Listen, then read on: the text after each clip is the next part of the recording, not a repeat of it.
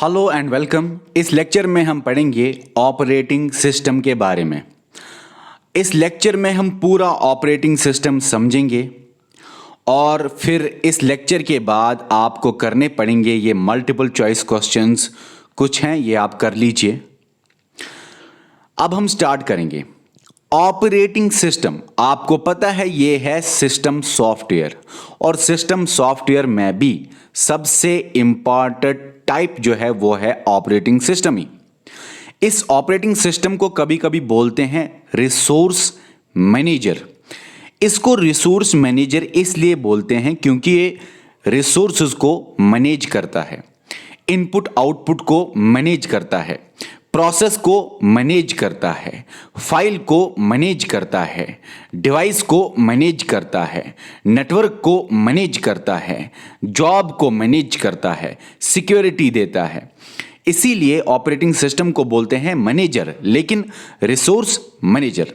Input output बाकी चीजें तो आगे आपको समझ।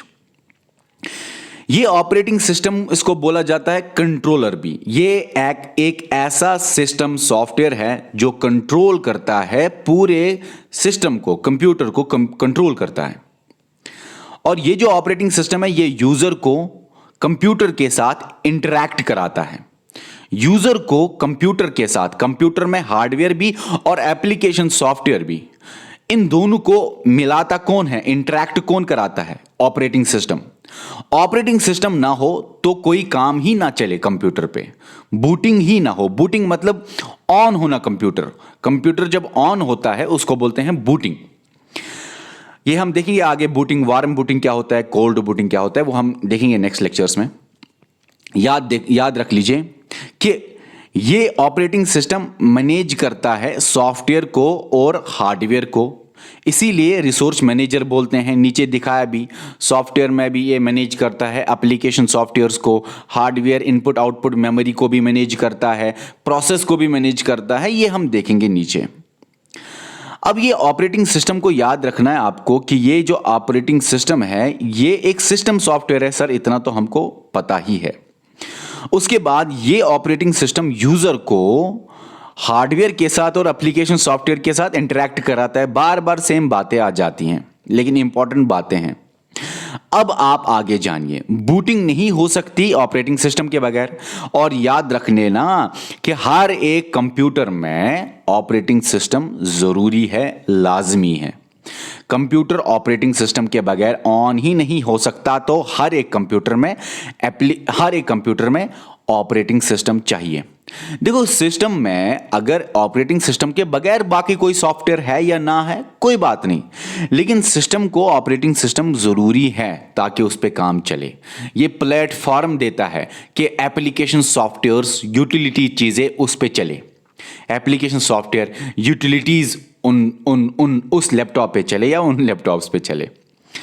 अब आपको ये जानना है कि ये जो ऑपरेटिंग सिस्टम है, सिस्टम सॉफ्टवेयर, प्रोग्राम से बना हुआ सॉफ्टवेयर, इसमें से एक बहुत जरूरी जबरदस्त प्रोग्राम होता है जिसको बोलते हैं कर्नल। अब ये कर्नल इसी ऑपरेटिंग सिस्टम का मेन पार्ट है। कर्नल ऑपरेटिंग सिस्टम का मेन पार्ट है, मेन प्रोग्राम है। ये इसको बोला जाता है, कर्नल को, सेंट्रल पार्ट। कर्नल को बोला जाता है core of operating system. Central part of operating system कौन है? Kernel. Core of operating system कौन है? Kernel. Nucleus of operating system कौन है? Kernel. Innermost part of operating system कौन है? कर्नल। और ये याद रखना, कर्नल ही एक ऐसा प्रोग्राम है इस पूरे ऑपरेटिंग सिस्टम के अंदर, क्योंकि ऑपरेटिंग सिस्टम बना हुआ है प्रोग्राम से। ऑपरेटिंग सिस्टम सॉफ्टवेयर है, सॉफ्टवेयर बनता है प्रोग्राम से। मेन प्रोग्राम कौन है? कर्नल। ये भी यहां पे ऐड करना, main part of operating system या मेन प्रोग्राम कर्नल। यही वो कर्नल है जो असल में हार्डवेयर को सॉफ्टवेयर के साथ इंटरैक्ट कराता है, जोड़ता है, कम्युनिकेट कराता है, हार्डवेयर और सॉफ्टवेयर को मिलाता है। सॉफ्टवेयर ही बोलता है हार्डवेयर को क्या करना है, क्या नहीं करना है, लेकिन ये प्लेटफॉर्म कौन देता है? कर्नल। प्लेटफॉर्म देता है ऑपरेटिंग सिस्टम, लेकिन ऑपरेटिंग सिस्टम का भी कर्नल, मेन पार्ट। यही कर्नल होता है जो लोड करता है प्रोग्राम को इन मेन मेमोरी। सेकेंडरी मेमोरी से प्रोग्राम को लाना है मेन मेमोरी में ताकि उस पर काम हो जाए। सीपीयू मेन मेमोरी के साथ काम करता है, तो ये कर्नल ही है जो लोड करता है, जो लोडर को बोलता है आप लोड कीजिए प्रोग्राम को मेन मेमोरी में। अब याद रख लीजिए, इसके हमें फंक्शन पढ़ने, किसके? कर्नल के नहीं, ऑपरेटिंग सिस्टम के। ये फंक्शंस में आपको दिमाग में आ जाएगा, जब आप फंक्शंस देखोगे तो ये आपको लगेगा ये मैनेजर है और इसके बगैर बूटिंग नहीं होगी। ये भी आप याद रखना, ये भी एक फंक्शन है, मैनेजर है और बूटिंग पॉसिबल नहीं है। ऑन नहीं हो सकता लैपटॉप बिना ऑपरेटिंग सिस्टम के। सारे पार्ट्स काम कर रहे हैं सही या नहीं कर रहे हैं सही काम, ये कौन देखता है? Operating system. Input output, memory, file, network, communication हो रहा है कि नहीं, सारे पार्ट काम कर रहे हैं कि नहीं, ऑल पार्ट्स वर्किंग वेल, ये कौन देखता है? Operating system. ऑपरेटिंग सिस्टम में आपको फंक्शंस याद रखने हैं। Process management, operating system process को मैनेज करता है, क्रिएट करता है, डिलीट कर सकता है ये प्रोसेस को, कंट्रोल कर सकता है ये प्रोसेस को। प्रोसेस क्या होता है? कोई भी काम, कोई भी प्रोग्राम जो इन एग्जीक्यूशन है। लैपटॉप पे, कंप्यूटर पे कोई काम चल रहा है, एग्जीक्यूशन में है कोई टास्क, कोई प्रोग्राम है एग्जीक्यूशन में, उसी एग्जीक्यूशन वाले जो काम चल रहा है उसी को बोलते हैं प्रोसेस। इसी काम चलने को ये कंट्रोल कर सकता है, डिलीट कर सकता है, क्रिएट कर सकता है, नया काम चला सकता है, क्रिएट करना, खत्म कर सकता है काम को जो चल रहा है, कंट्रोल कर सकता है काम को, उसका स्पीड ऊपर नीचे, उसको टाइम देना, उस काम को कब तक खत्म होगा, उस टाइम उस काम को रोकना अगर उस काम से कोई प्रॉब्लम आ रही है, ये सारा कुछ ऑपरेटिंग सिस्टम करता है। मैंने आपको बताया ये प्रोसेस क्या होता है? Program in execution.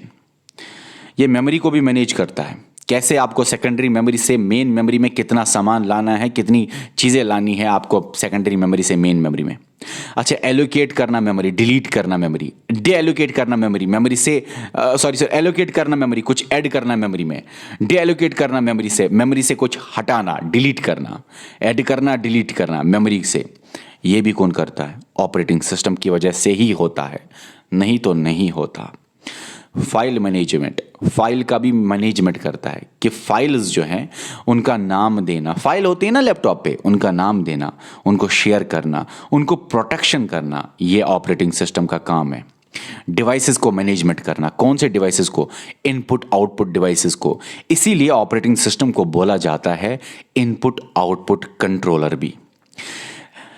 Operating system का काम है डिस्क का मैनेजमेंट करना, जो हार्ड डिस्क है, जो सेकेंडरी स्टोरेज है उसको मैनेजमेंट करना, हार्ड डिस्क को मैनेज करना, सेकेंडरी स्टोरेज को मैनेज करना, कितना लाना है प्राइमरी मेमोरी में। सेकेंडरी जिस तरह प्राइमरी मेमोरी को ये कंट्रोल करता है उसी तरह सेकेंडरी मेमोरी को भी कंट्रोल करता है, कोई खास बात नहीं है। नेटवर्क मैनेजमेंट भी ये करता है, नेटवर्किंग में भी ये इस्तेमाल आता है ऑपरेटिंग सिस्टम। ऑपरेटिंग सिस्टम के बगैर लैपटॉप या कंप्यूटर या कोई भी कंप्यूटर कम्युनिकेशन में एडजस्ट नहीं हो सकता, लिंक नहीं हो सकता तब तक जब तक ऑपरेटिंग सिस्टम ना हो। नेटवर्क को भी ये मैनेज कर सकता है ताकि कम्युनिकेशन, नेटवर्क्स क्या होते हैं? एक कंप्यूटर दूसरे कंप्यूटर के साथ मिल गया ना, नेटवर्क। मैं अभी आपको ब्लूटूथ से कुछ भेजूंगा, नेटवर्क। मैं आपको इंटरनेट के थ्रू कुछ भेज रहा हूं आपके मोबाइल में, नेटवर्क है ये, ठीक है ना। इसको बोलते हैं इंटरनेट, बड़ा वाला network, networks of network. Internet की वजह से ब्लूटूथ वो छोटे वाले नेटवर्क होते हैं, ठीक है, वाईफाई, ब्लूटूथ। लेकिन वो नेटवर्क मैनेजमेंट करना, वो कम्युनिकेशन एक लैपटॉप से दूसरे लैपटॉप, एक मोबाइल से दूसरे मोबाइल, ये करता है ऑपरेटिंग सिस्टम। सिक्योरिटी भी ऑपरेटिंग सिस्टम ही देता है, नहीं तो थ्रेट्स थे और अनऑथराइज्ड यूजर्स यूज ना करे आपके लैपटॉप को, इसलिए ऑपरेटिंग सिस्टम सिक्योरिटी भी साथ साथ देता है। पासवर्ड आप दे सकते हो और बाकी चीजें। जॉब अकाउंटिंग, ये ऑपरेटिंग सिस्टम जॉब भी, अकाउंटिंग भी करता है ये ऑपरेटिंग सिस्टम। इसको अकाउंटेंट भी बोलते हैं, ये भी याद रखना। ऑपरेटिंग सिस्टम को आपने यहां पे देखा कंट्रोलर, अकाउंटेंट भी इसको बोलते हैं। ये जॉब को अकाउंटिंग करता है कैसे? क्योंकि ये ही बोलता है कितना जॉब होगा, टाइम देता है, ट्रैक देता है रिसोर्सेज का, कितना हुआ, कितना करना है, कहाँ से लाना है, कहाँ भेजना है, कितने टाइम में कितना जॉब्स करना है, कितने यूज़र बैठे हैं जो काम कर रहे हैं, कितने जॉब्स काम कर रहे हैं। तो जॉब्स और यूज़र के बारे में, रिसोर्सेज के बारे में जॉब अकाउंटिंग, मतलब ये भी ऑपरेटिंग सिस्टम का काम है। और एक पॉइंट है, provides user interface. Operating system के बगैर आप काम ही नहीं कर सकते। यूज़र इंटरफेस होता है, आप काम करते हो कंप्यूटर पे, मतलब ऑपरेटिंग सिस्टम ही प्लेटफॉर्म देता है, आप तभी काम कर सकते हो।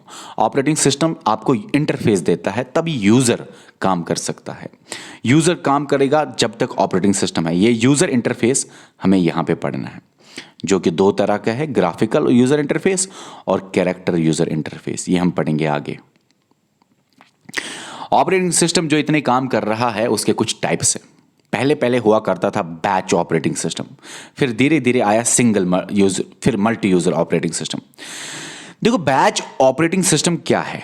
ये एक ऐसा ऑपरेटिंग सिस्टम है जिसमें आप बैच में काम देते हो। फॉर एग्जाम्पल, आपका हमने बैच बनाया, आप पहले एक आया, फिर एक आया, फिर एक आया, जब तक एक ने मैसेज की सर हमें ज्वाइन होना है पेड कोर्स में, उसको हमने रेस्पॉन्स भी नहीं दिया, दूसरे को भी रेस्पॉन्स नहीं दिया, तीसरे को भी रेस्पॉन्स नहीं दिया। क्यों? क्योंकि बैच ऑपरेटिंग सिस्टम की तरह हम काम कर रहे थे। क्या हम ऑपरेटिंग सिस्टम कैसे? आप आ रहे थे एक एक बच्चे, लेकिन हम आपको जवाब नहीं दे रहे थे, आपको ये पता है, क्योंकि आ रहे थे बहुत ज़्यादा और बहुत ज़्यादा सवाल थे, इसलिए हम इतना काम नहीं कर सकते थे। हमने क्या किया, हमने सबको एक बैच में डाला और फिर इंफॉर्मेशन दे दी, आपका इस तरह क्लास होगा, आपको ये सर क्लास देगा, वो होगा, ये होगा, ठीक है। तो इसी तरह ये बैच ऑपरेटिंग सिस्टम काम करता है। लेकिन आप सारे सिमिलर हो, आप सभी एक जैसे हो, स्टूडेंट्स हो। मैं किसी दुकानदार को ऐड नहीं कर रहा हूं फिर बैच में डाला मैंने ना, मैंने किसी दूसरे प्रोफेशन वाले लोग को बैच में नहीं डाला, मैंने स्टूडेंट को ही बैच में डाला। तो सिमिलर जॉब्स को बैच में डाला जाता है। तो लार्ज फाइल्स को ये लेता है, मतलब सिमिलर जॉब्स, जैसे आप बहुत सारे बच्चे आ गए तो लार्ज फाइल्स को इसमें डाला जाता है, और ये टाइम बाउंड नहीं होता। बैच ऑपरेटिंग सिस्टम, हाँ, मुझे ये काम मिला तो मुझे ये 2 सेकंड्स के अंदर करना है, हमने किया, आपका टाइम अच्छी तरह मत किया ना, तो मान लीजिए बराबर हम बैच ऑपरेटिंग सिस्टम की तरह ही काम कर रहे हैं। लार्ज फाइल्स मतलब बहुत सारे बच्चे आ गए, फिर हमने एक साथ उनको बैच में रखा और एग्जीक्यूट कराया, और इसमें टाइम बाउंड नहीं था कि हम 1 मिनट के अंदर ये करेंगे, 1 सेकंड के अंदर आपको ऐड करेंगे, 1 सेकंड के अंदर आपका आउटपुट निकलेगा, रिजल्ट निकलेगा। टाइम बाउंड हम नहीं थे। यही बैच ऑपरेटिंग सिस्टम करता है। ये टाइम पे के ऊपर काम नहीं करता, लार्ज फाइल्स को ये एक साथ जोड़ता है और फिर इनको काम कराता है। ये नॉर्मली कहाँ होता है? आजकल ये यूज होता है बैच ऑपरेटिंग सिस्टम नॉर्मली जब ट्रांजैक्शंस होते हैं, ठीक है ना, जब ट्रांजैक्शंस किसी टाइम पे करा, एट अ टाइम बहुत सारे ट्रांजैक्शंस आते हैं, और बहुत सारे ट्रांजैक्शंस आते हैं, उनको जोड़ा जाता है बैच में और उनको एग्जीक्यूट कराया जाता है इन ट्रांजैक्शंस को, ठीक है ना, एट अ टाइम फिर उनको एग्जीक्यूट कराया जाता है। लेकिन टाइम बाउंड नहीं है कि एट अ टाइम ट्रांजैक्शन जब होती है ना, कुछ टाइम लगता है ट्रांजैक्शन में। फॉर एग्जाम्पल, मैंने आपको पैसे भेजे, यहां पे आपको ट्रांजैक्शन समझ आ जाएगा, नेफ्ट आपको समझ आ जाएगा, नेशनल इलेक्ट्रॉनिक फंड्स ट्रांसफर में आपको समझ आ जाएगा। ये रियल टाइम पे काम ही नहीं करता, ये टाइम बाउंड होता ही नहीं। आपको बोला जाता है हाँ ट्रांसफर कर लिया आपने पैसे, थोड़े टाइम बाद आ जाएंगे, थोड़े टाइम बाद आ जाएंगे। तो बैच ऑपरेटिंग सिस्टम क्या करता है, ये सिमिलर जॉब्स बहुत इंपॉर्टेंट पॉइंट है, बैच में डालता है, फिर एक साथ जॉब्स को J1 J2 J3 J4 को एग्जीक्यूट कराता है। ये नॉर्मली बैच ऑपरेटिंग सिस्टम काम तब कराता है, तब उसको करा जाता है, काम यूज किया जाता है जब लार्ज फाइल्स पे काम किया जाए और टाइम बाउंड ना हो, कि टाइम की कोई वो मसला ना हो कि एग्जैक्ट टाइम में होना चाहिए। नॉर्मली ये ट्रांजेक्शन्स के लिए आज भी इस्तेमाल होता है। अब सर पहला, दूसरा, तीसरा, चौथा, ये जॉब्स इतने आ गए, इतने सारे काम आ गए ऑपरेटिंग सिस्टम को, पहला कौन सा कराएगा? First come first serve basis पे ये काम करता है। जो पहला जॉब आया उसी का पहला काम हो जाएगा, फिर दूसरे नंबर पे, तीसरे नंबर पे। लेकिन पहले वेट कराया जाएगा जब तक बहुत सारे जॉब्स ना आ जाए और बैच में जमा ना हो। जिस तरह आपको हमने वेट कराया, जब तक बैच जमा ना हो, बैच एक बार जमा हुआ, हमने इसको चलाया और फिर यूजर की कोई जरूरत नहीं। यहां पे मैंने लिखा है न्यू नीचा व्यू, एक बार हमने चलाया, फिर दूसरा भी वैसा ही काम होता है, तीसरा भी वैसा ही काम होता है, वैसा ही काम होता है। तो फिर यूज़र की कोई ज़रूरत नहीं, पहला उसने चलाया, फिर वो चला गया, घर खा लिया, खाना वाना वहाँ से आ गया तो काम हो गया होता है, क्योंकि सेम जॉब होता था। ये वाला ऑपरेटिंग सिस्टम यूज़र डिपेंडेंट नहीं है, no need of user interaction. इस ऑपरेटिंग सिस्टम में कोई यूज़र इंटरेक्शन की ज़रूरत नहीं है, पहले आप कर लो स्टार्ट, सेम जॉब्स है, खुद ब खुद ऑपरेटिंग सिस्टम संभाल देगा। अच्छा, इनमें से कौन जॉब्स पहले होगा? पहले जो आया जॉब वही करेगा, ये ऑपरेटिंग सिस्टम ये काम वही करेगा। जॉब मतलब पहले जो इंस्ट्रक्शंस आए, प्रोग्राम्स आए, प्रोसेसेस आए, काम आए, जॉब्स आए, टास्क्स आए, जो इंस्ट्रक्शंस आए, जो लैपटॉप को, कंप्यूटर को ये काम आए। हाँ भाई, मूवी देखनी है, सॉन्ग सुनना है, टाइपिंग करनी है, एडिटिंग करनी है, अपलोड करना है, डाउनलोड करना है, एटसेट्रा। इसकी एग्जाम्पल है यूनिक्स और इसकी एग्जाम्पल है नेफ्ट। नेफ्ट आपने सुना होगा, नेशनल इलेक्ट्रॉनिक फंड्स ट्रांसफ़र। देखो, जब आप ट्रांसफ़र करते हो ना पैसे एक अकाउंट से दूसरे अकाउंट में, तो उसमें लिखा जाता है या आपको बोला जाता है थोड़े टाइम बाद अब ये होगा, ठीक है, ट्रांसफ़र। तो ये टाइम बाउंड नहीं होता। सिंगल यूज़र ऑपरेटिंग सिस्टम ये एक ऐसा ऑपरेटिंग सिस्टम है कंप्यूटर का, ये एक ऐसा सिस्टम सॉफ्टवेयर है, ये एक ऐसा ऑपरेटिंग सिस्टम वाला सिस्टम सॉफ्टवेयर है जिस पे आप एक ही यूज़र काम करता है एक एट अ टाइम। जैसे विंडोज़ पे आप काम करते हो eight a time, MS DOS पे भी आप काम करते हो एट अ टाइम, एंड्रॉयड आपके हाथ में है, उस पर 2-3 बंदे एक साथ काम नहीं कर सकते, ठीक है ना। यहाँ पे लिखा है सिंगल यूज़र, एक लैपटॉप पे एक बंदा काम कर सकता है। मल्टी यूज़र ऑपरेटिंग सिस्टम, जब एक लैपटॉप हो, एक कंप्यूटर हो, ये वाला यूज़र ये वाला ये वाला ये वाला ये वाला ये वाला उसके रिलेटेड काम करे। मतलब कि जब बहुत सारे, एक ऐसा कंप्यूटर जिस पे बहुत सारे यूज़र काम करते हो, मल्टी यूज़र ऑपरेटिंग सिस्टम। ये नॉर्मली मेन फ्रेम कंप्यूटर्स पे इस्तेमाल होता है, या सर्वर, मेन फ्रेम कंप्यूटर जिसके साथ बहुत सारे कनेक्टेड होते हैं बाकी कंप्यूटर्स। सर्वर, जैसे कि आप फॉर एग्जांपल आपने फेसबुक में कुछ किया, गूगल में कुछ किया, फॉर एग्जांपल आपने अपलोड किया इंस्टाग्राम पे, फेसबुक पे, तो वो सारा कुछ फेसबुक के सर्वर में, वो यूट्यूब के सर्वर में जमा होता है, वो यूट्यूब के मेन फ्रेम कंप्यूटर में जमा होता है। एट अ टाइम आप यूट्यूब से वो इन्फॉर्मेशन ले सकते हो, गूगल से इन्फॉर्मेशन ले सकते हो, फेसबुक से इन्फॉर्मेशन ले सकते हो। वो ऐसे मल्टी यूज़र ऑपरेटिंग सिस्टम होते हैं, फेसबुक, वो सारी चीज़ें वहीं पे काम करते हैं। बहुत सारे, इतने सारे यूज़र काम करते हैं ये यूट्यूब पे, ठीक है। तो सर्वर इसको यूज़ करता है मल्टी यूज़र ऑपरेटिंग सिस्टम को। ये नॉर्मली मेन फ्रेम कंप्यूटर्स में इस्तेमाल होता है, ये ऑपरेटिंग सिस्टम डाला जाता है मेन फ्रेम कंप्यूटर्स में। Multiple users eight a time काम करते हैं। इसके एग्जांपल्स है Unix, Linux, virtual memory system, ठीक है। हमें ये पढ़ना है यूनिक्स लाइनक्स क्या है, आगे हम पढ़ेंगे। फेमस कौन से ऑपरेटिंग सिस्टम से हम पढ़ेंगे। सिंगल टास्किंग ऑपरेटिंग सिस्टम, एक काम करेगा एक टाइम पे। एग्जाम्पल है MS DOS, इसकी एग्जाम्पल है MS DOS। ये है आपके सामने MS DOS, एक ही काम करेगा एक टाइम पे, दो काम ये नहीं कर सकता। मल्टीटास्किंग ऑपरेटिंग सिस्टम मोर देन वन टास्क करेगा। अब मोर देन वन टास्क करेगा, मोर देन वन प्रोग्राम्स करेगा, मोर देन वन प्रोसेसेस करेगा, वो मोर देन वन, ठीक है ना, टास्क करेगा, आपको समझ, जॉब्स करेगा। मल्टीटास्किंग तो बहुत सारे काम करता है एट अ टाइम, ये तो सर समझ में आ गया। लेकिन हमने सुना है मल्टी प्रोग्रामिंग भी एट अ टाइम बहुत सारे काम करता है। फिर क्या फ़र्क है? फ़र्क जानना बहुत ज़रूरी है। देखो, मल्टीटास्किंग भी आप सुनोगे, more than one task, one programs, one processes at a time. More than one programs, one processes, one programs processes at a time. फ़र्क क्या है? फ़र्क जानना बहुत ज़रूरी है। यहाँ पे प्रोग्राम एक है, नज़दीक लाऊंगा मैं। प्रोग्राम है, ये प्रोग्राम्स है। ये प्रोग्राम 1 को मल्टीटास्किंग ऑपरेटिंग सिस्टम अलग टाइम देता है, प्रोग्राम 2 को अलग टाइम देता है, प्रोग्राम 3 को अलग टाइम देता है। एक साथ हो सकता है काम, एक साथ भी होगा काम, लेकिन प्रोग्राम आया, उसको बोला 3 सेकंड्स के अंदर आप रिजल्ट दे दो, आउटपुट दे दो। दूसरा प्रोग्राम आ गया, थोड़ा सा उसको, वो बड़ा प्रोग्राम था, कुछ खास था, थोड़ा सा हैंग भी हो जाएगा सिस्टम जब बहुत बड़े प्रोग्राम होते हैं, लेकिन उसको बोलते हैं हाँ आप 5-10 सेकंड्स में आप रिजल्ट दे दो। कोई होता है 2 मिली सेकंड्स में आप अपना आउटपुट दे दो, डिस्प्ले करो अपना आउटपुट।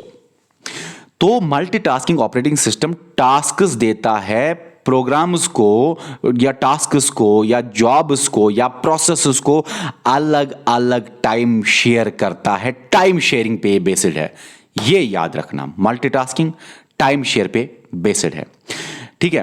ये स्विच कर सकता है बिटवीन रनिंग एप्लीकेशंस। आपने एक प्रोग्राम को चलाया, दूसरे को, तीसरे को, आप स्विच कर सकते हो, एक से दूसरे तक जा सकते हो। एक आप चला रहे हो, आप मूवी देख रहे हो, आप यहां से दूसरे पे, फेसबुक पे भी जा सकते हो। फेसबुक पे जा रहे हो, आप यहां से दूसरा पे जा सकते हो। लेकिन इजीली आप स्विच नहीं कर सकते हो, थोड़ा टाइम लगता है। लेकिन मल्टी प्रोग्रामिंग का मकसद होता है स्विचिंग करना। मल्टीटास्किंग का मेन मकसद होता है टाइम शेयरिंग करना। मल्टी प्रोग्रामिंग का मेन मकसद होता है स्विचिंग करना, टाइम शेयरिंग नहीं, स्विचिंग करना। तो इन दोनों के अलग अलग main main main main main aims है। इसका एम क्या है मल्टीटास्किंग का? मल्टीटास्किंग का एम है बहुत ज्यादा प्रोसेसेस एट अ टाइम चलाना, उनमें टाइम शेयर करना, बहुत ज्यादा प्रोसेसेस चलाना। इसका मेन काम क्या होता है? बहुत ज्यादा प्रोग्राम्स कराना और सीपीयू का आइडल टाइम नहीं देना। सीपीयू को आपको आइडल नहीं रखना है, ये मैं समझाऊंगा। मल्टी प्रोग्रामिंग क्या होता है? प्रोग्राम एक है, प्रोग्राम टू है। ये ज्यादातर टाइम शेयरिंग बेसिस पे काम नहीं करता। ये क्या करता है? ये बस काम करता रहता है, करता रहता है, करता रहता है। फॉर एग्जाम्पल प्रोग्राम 1 स्लो हो गया तो multi programming operating system program 2 shift करेगा और प्रोग्राम 2 स्टार्ट करेगा चलाना।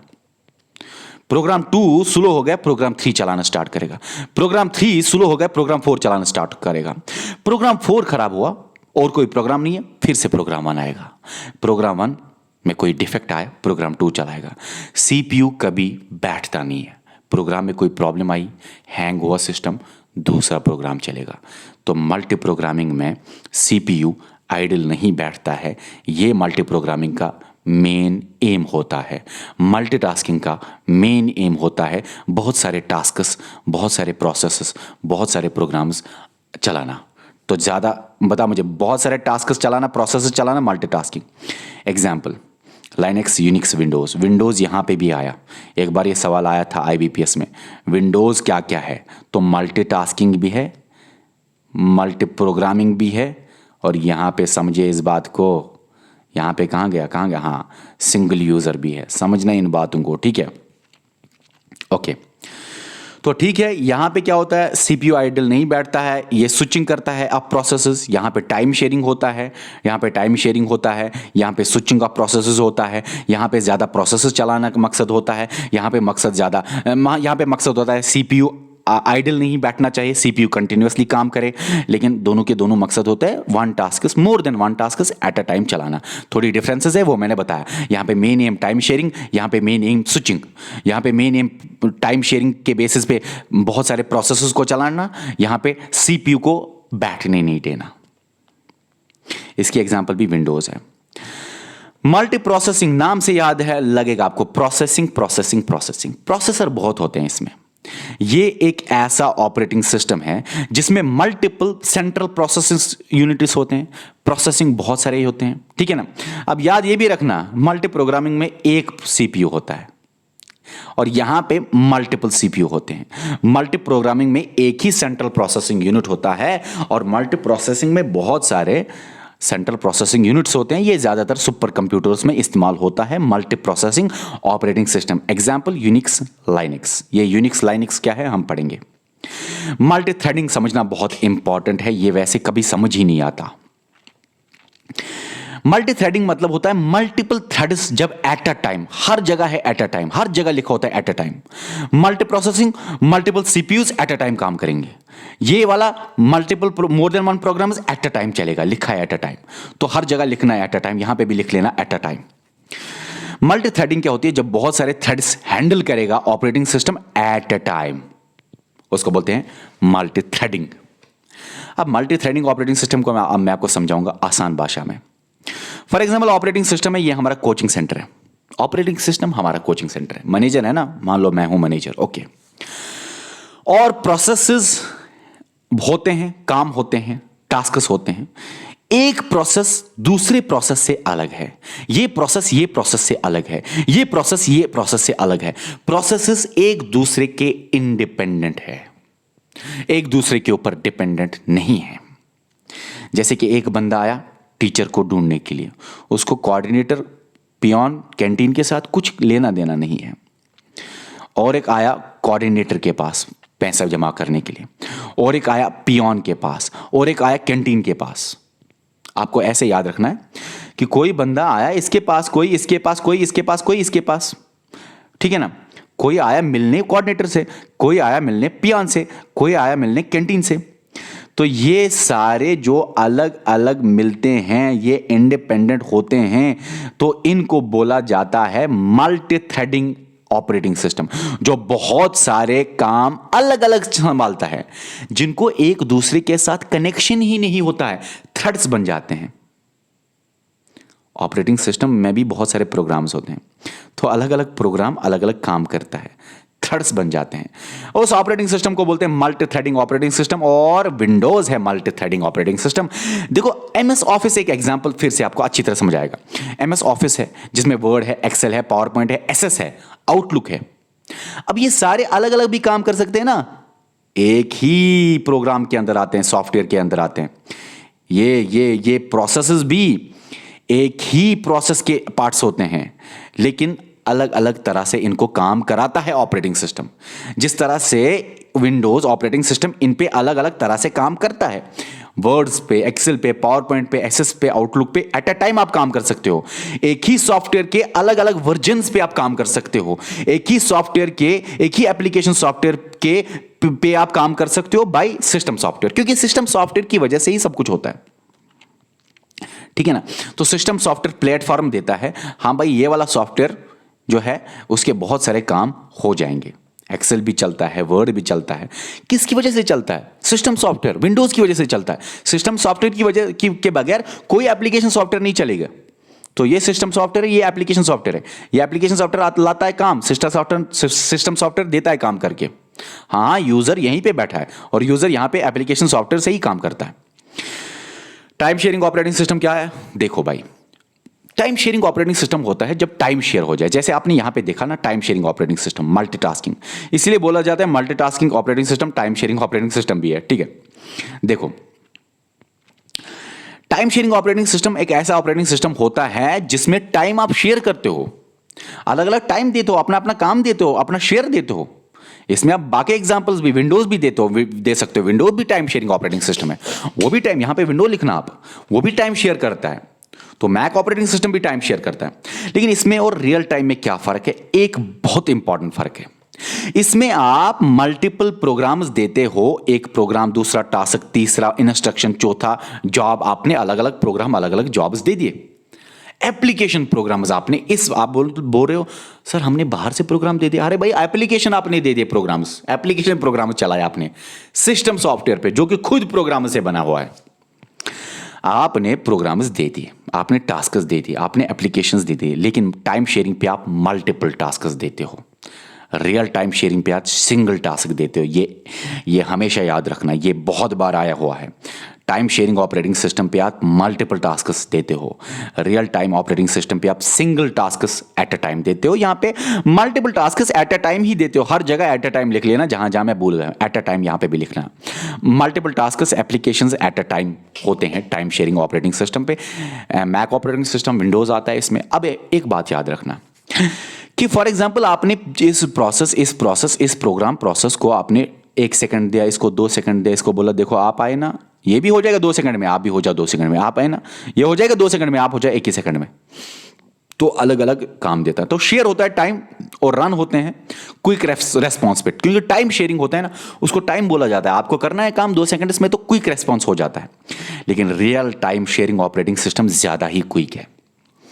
इसमें single tasks at a time use होते हैं, एग्जैक्ट टाइम यहां पे दिया जाता है। क्विक रेस्पॉन्स होता है, लेकिन ज्यादा ही क्विक रेस्पॉन्स होता है। अगर यहां पे थोड़ा सा डिले हो सकता है, लेकिन यहां पे डिले ज्यादा नहीं होता। इनमें भी 2 टाइप है, हार्ड और सॉफ्ट। हार्ड में तो 0% डिले होता है।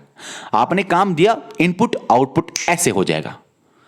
आउटपुट बोला इसने, हाँ भाई 2 सेकंड के बाद होगा, तो 2 ही सेकंड के बाद। मिली, माइक्रो, नैनो, कुछ भी फर्क नहीं। Hard real time operating system वही होता है। Real time sharing operating system क्या है? एक ही काम आप देते हो एट अ टाइम, मगर कराना चाहते हो आप एग्जैक्ट टाइम। जैसे फ्लाइट करानी है, उसमें ऊपर नीचे नहीं होना चाहिए। मिलिट्री में, साइंटिफिक में यूज होना, उसमें ऊपर नीचे टाइम में नहीं होना चाहिए। फॉर एग्जाम्पल मिलिट्री में आप आप जंग करोगे, आप जंग हो जाएगी यहाँ से, तो आप मिसाइल डालोगे। मिसाइल में ये ज़्यादा इस्तेमाल होता है रियल टाइम। ये आया हुआ है सवाल 2-4 बार। Real time sharing operating system missiles में इस्तेमाल होता है। मिसाइल्स में जो कंप्यूटर इस्तेमाल होता है रियल टाइम शेयरिंग मिलिट्री में आता है ना वो मिसाइल। तो फॉर एग्जाम्पल ये आपने मिसाइल डाला, यहाँ से आपने मिसाइल डाला, तो मिसाइल और मिसाइल जंग हुआ। यहाँ से real time sharing operating system ने अगर अपने टाइम पे काम नहीं किया और मिसाइल नहीं निकला, वहाँ से मिसाइल निकल के सब कुछ खत्म, फिर आप किसको खत्म करोगे? सब कुछ खत्म हो गया ना। इसलिए real time sharing operating system military में इस्तेमाल होता है, साइंटिफिक भी और फ्लाइट्स भी। फ्लाइट में भी ऊपर नीचे हुआ तो इंसान ऊपर चला गया। अब ये तो आपको नहीं समझ याद रखा। इसमें एग्जाम्पल है लाइनक्स।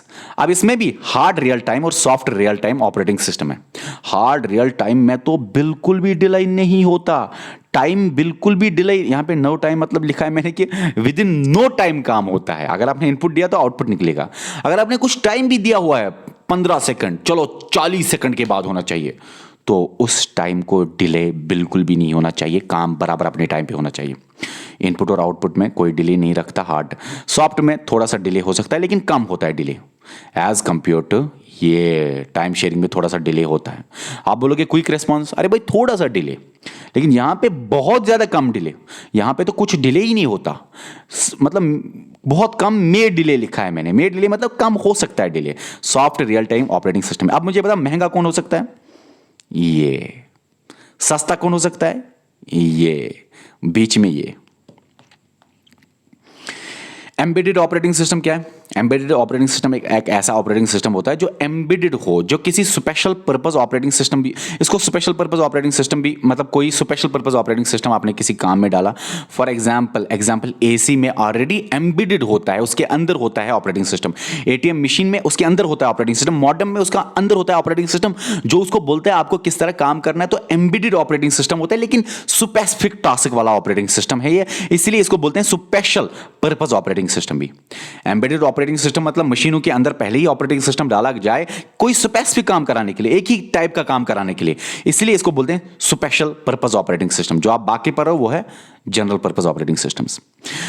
नेटवर्क ऑपरेटिंग सिस्टम क्या है उसकी? अच्छा, नेटवर्क ऑपरेटिंग सिस्टम क्या है? एग्जांपल है विंडोज, लाइनक्स। ये क्या नेटवर्क कराता है, कम्युनिकेशन कराता है, फाइल्स को शेयर कराता है नेटवर्क के ऊपर।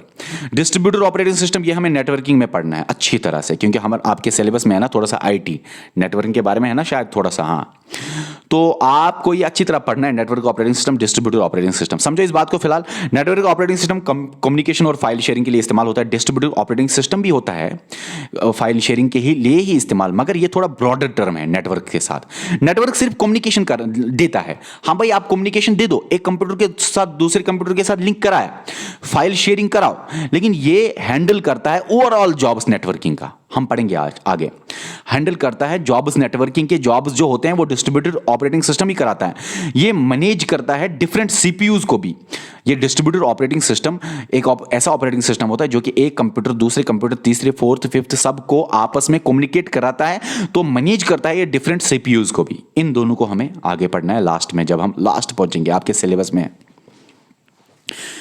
अब हमें पढ़ना है जो हमने आपको बोला था ऊपर, यूजर इंटरफेस ऑपरेटिंग सिस्टम। उसके बाद हम पढ़ेंगे इंपॉर्टेंट ऑपरेटिंग सिस्टम कौन कौन सा है, और उसके बाद हम पढ़ेंगे मोबाइल ऑपरेटिंग सिस्टम कौन कौन सा है, और फिर आपका ये टॉपिक खत्म हो जाएगा। ठीक है, ओके।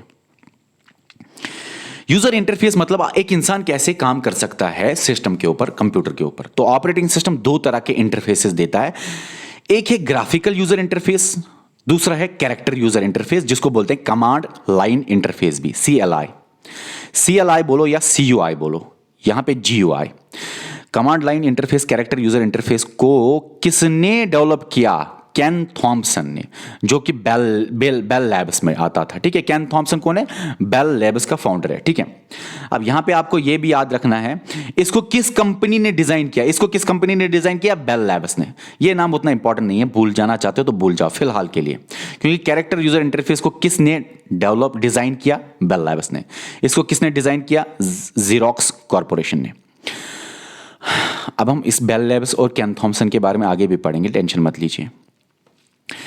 ये character user interface, graphical user interface क्या है?